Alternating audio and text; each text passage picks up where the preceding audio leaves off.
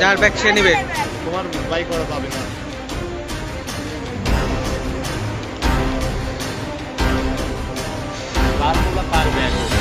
আপনি জানতেছিলেন? আমার শুনে সকালবেলা দুর্ঘটনা হয়েছে, হওয়ার পরে এই পাও কেটে গেছে, হাত কেটে গেছে, সে রুগী আবার নয়া বাজার থুয়ে আসছি, এসে আবার পুরপাড়া এসে শুনি যে এই বাস দুর্ঘটনা। কয়টা বাস? আমি তো শুনলাম দুইটা বাস এবং টাকে আর এখানে মাইকো আর এই বাস।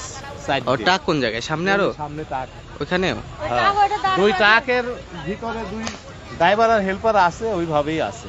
ওরা মারা গেছে না, পাটাও কোনো ক্ষতি হয়নি, মানে চেপতে লেগে এরকম ভাবে আছে, এরকম টাকা আছে, বের হতে পারছে না। ফায়ার সার্ভিস আসছে? ফায়ার সার্ভিস আসছে এলাকা, যেটি আয়ারমারি ব্রিজ এলাকা নামে পরিচিত এবং এটারই পাশে এই দুর্ঘটনাটি। ঘন কুয়াশার কারণেই দুর্ঘটনাটির সূত্রপাত বলে ধারণা করা হচ্ছে এবং পাশে আরো একটি সড়ক দুর্ঘটনা।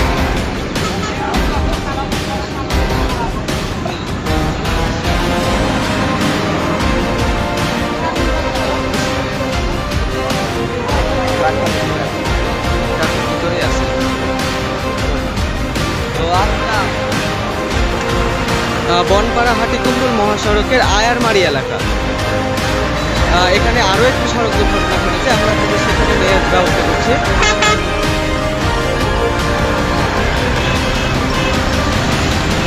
পাশেই একদম পাশাপাশি আরো একটি সড়ক দুর্ঘটনার ঘটনা ঘটে।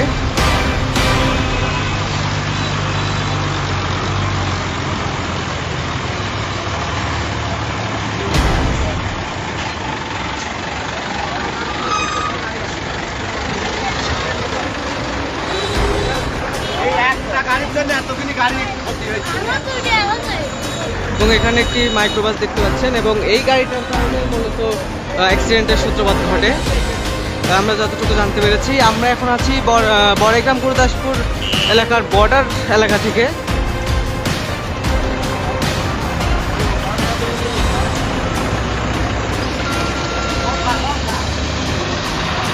এবং এই ট্রাকটির পিছে যখন এই মাইক্রোবাসটি মেরে দেয়, তারপর থেকেই এই দুর্ঘটনাগুলো ঘটতে থাকে। তোমরা ছিলে এই গাড়িতে? কোথা থেকে আসতেছিল ভাই? একটু কথা বলি ভাই, ভাই একটু কথা বলি। টাঙ্গাইল থেকে যাচ্ছিলে কোথায়?